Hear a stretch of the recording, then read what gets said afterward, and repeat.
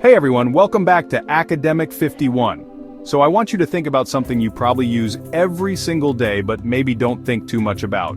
Your refrigerator. It's this magic box that keeps your food from turning into a science experiment gone wrong. But have you ever actually wondered how it works? It's not magic, it's some seriously cool science. And today we're going to dive deep into the fascinating physics that keeps your milk cold and your leftovers fresh. It's a journey involving pressure, temperature changes, and a special fluid that's basically a heat-moving superhero. We're going to embark on a full-on engineering expedition, taking a virtual tour inside this everyday appliance. I'm going to break down the entire refrigeration cycle piece by piece, so you can see exactly what's happening behind those insulated walls. We'll look at the compressor, the condenser and evaporator coils, the expansion valve, the refrigerant itself, and the thermostat that acts as the brain of the whole operation.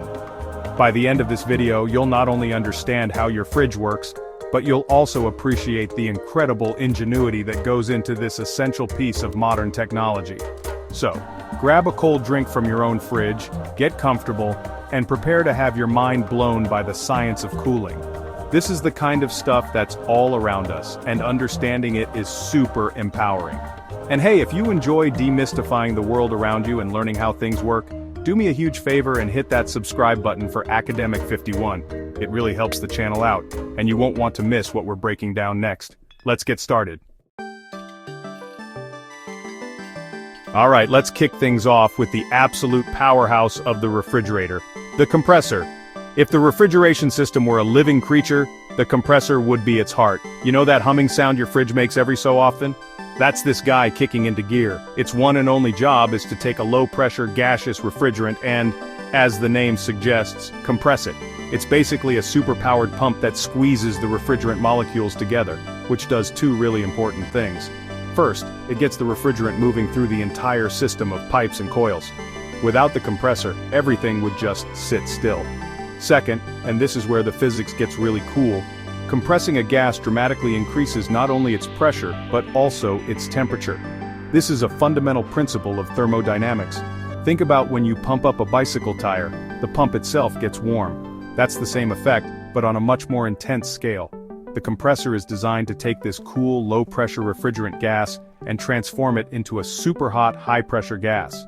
This step is absolutely crucial because in order to get rid of heat from inside your fridge, you first need to make the refrigerant hotter than the air in your kitchen. It seems counterintuitive, right? But trust me, it's the key to the whole process. So, this hot, high-pressure gas is now primed and ready for the next stage of its journey. The compressor has done its part, acting like a powerful engine that drives the entire cooling cycle. It's a workhorse, cycling on and off as needed to maintain that perfect temperature inside. It's the starting point for moving all that unwanted heat out of the place you store your food and into your kitchen. Without this initial squeeze, the magic of refrigeration simply couldn't happen. It's the unsung hero humming away in the back of your fridge, tirelessly working to keep things cool. So now we have this super hot, high-pressure refrigerant gas that just got squeezed by the compressor.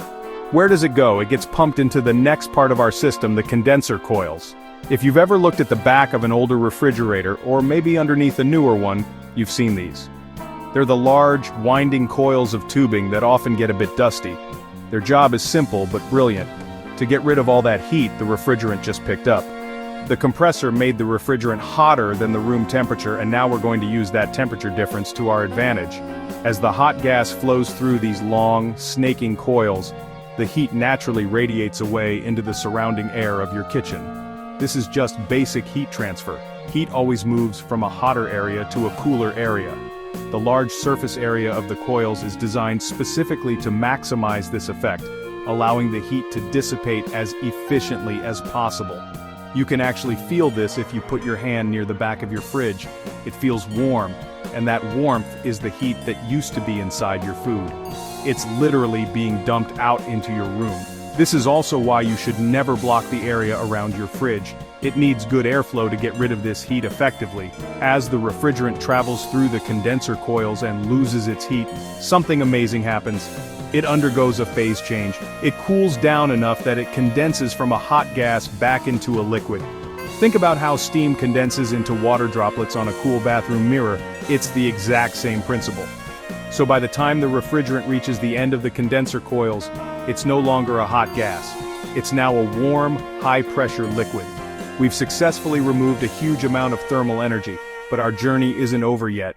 We've managed to get the heat out, but now we need to get the cold in. Our refrigerant has made it through the condenser coils and is now a warm, high-pressure liquid.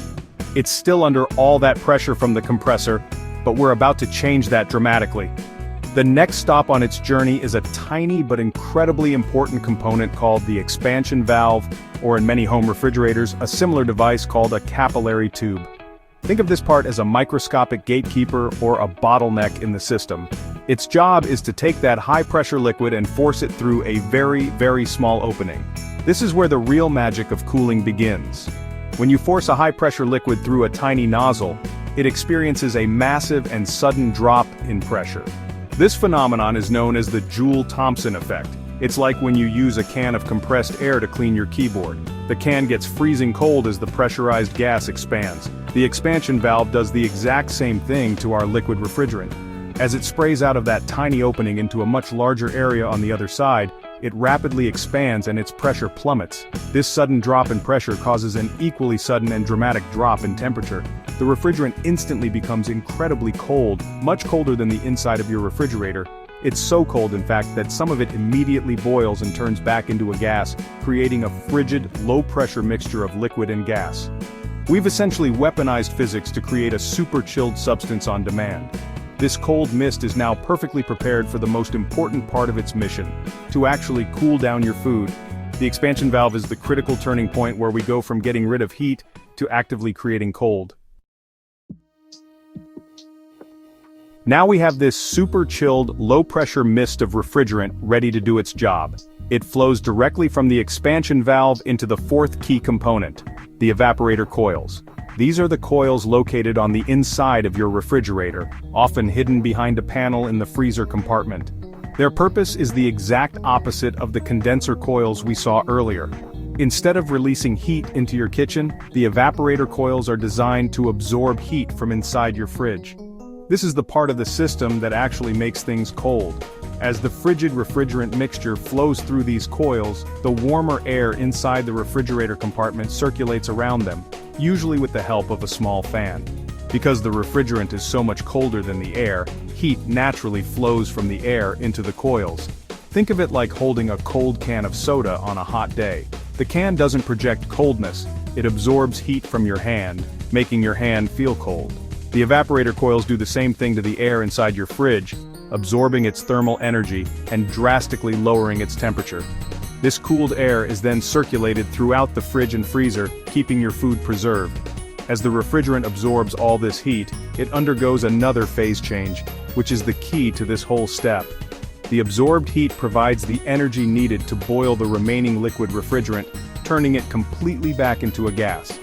This process is called evaporation, hence the name Evaporator Coils. Evaporation is a very powerful cooling process. It's why sweating cools you down.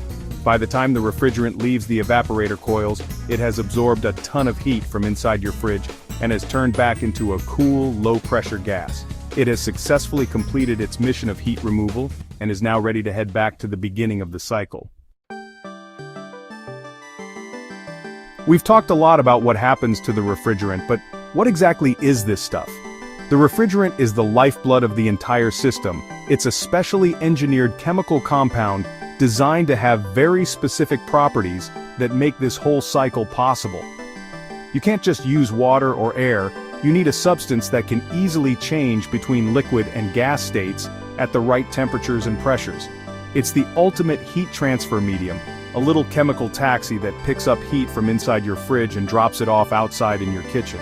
Early refrigerators used some pretty nasty stuff as refrigerants like ammonia or sulfur dioxide, which are toxic and flammable. Thankfully, technology has come a long way. For many decades, the go-to refrigerants were chlorofluorocarbons, or CFCs, like Freon. They worked great, but we later discovered they were destroying the Earth's ozone layer. So, scientists went back to the drawing board and developed newer, more environmentally friendly refrigerants, like the hydrofluorocarbons or HFCs that are common in fridges today.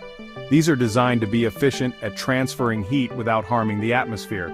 The key property of any refrigerant is its low boiling point. At normal atmospheric pressure, the refrigerant used in your fridge would be a gas. It only becomes a liquid because the compressor puts it under immense pressure. This ability to be easily manipulated between gas and liquid states is what allows it to absorb a massive amount of heat when it evaporates inside the fridge, and then easily release that heat when it condenses outside the fridge. The entire system is perfectly tuned to the specific boiling point and pressure characteristics of the refrigerant flowing through its veins. It's a beautiful example of chemistry and engineering working together. So we have this continuous cycle of compressing, condensing, expanding, and evaporating. But how does the refrigerator know when to run this cycle and when to stop? If it ran all the time, your food would freeze solid and your electricity bill would be astronomical. This is where the final piece of the puzzle comes in, the thermostat. The thermostat is the brain of the refrigerator. It's the simple dial or digital control you use to set how cold you want the inside to be, and its job is to monitor the temperature and control the entire system. Inside the thermostat is a sensor, typically a bimetallic strip or a gas-filled bulb, that measures the temperature of the air inside the refrigerator. When the temperature rises above your set point, say because you opened the door and let warm air in, or just due to natural heat leakage, the thermostat detects this change. It acts as a switch. Once the temperature gets too high, the thermostat closes an electrical circuit, sending a signal that says, "It's getting warm in here, time to cool down." This signal is what turns on the compressor. The compressor then kicks into action, starting the whole refrigeration cycle we just walked through. It runs, pumping the refrigerant, absorbing heat from the inside and dumping it outside, until the temperature inside the fridge drops back down to your desired setting. Once the thermostat sensor detects that it's cold enough again, it does the opposite. It opens the electrical circuit, cutting power to the compressor and shutting the whole system down.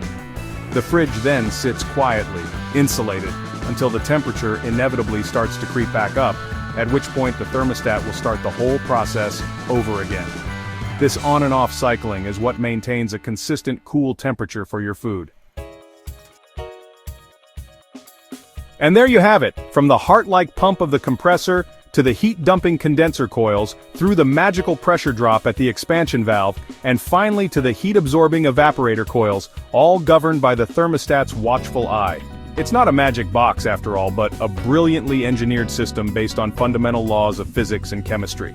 The next time you grab a snack, you can appreciate the incredible journey of that special refrigerant fluid, tirelessly working to move heat from one place to another, all to keep your food safe and delicious. Science is everywhere, even in the most common of household appliances. I really hope this breakdown gave you a new appreciation for the cool technology humming away in your kitchen.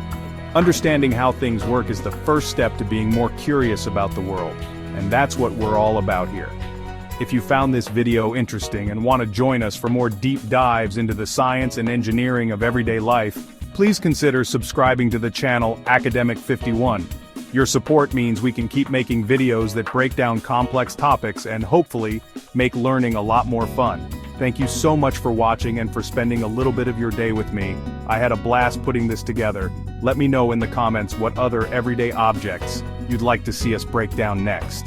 Until then, stay curious, and I'll see you in the next video.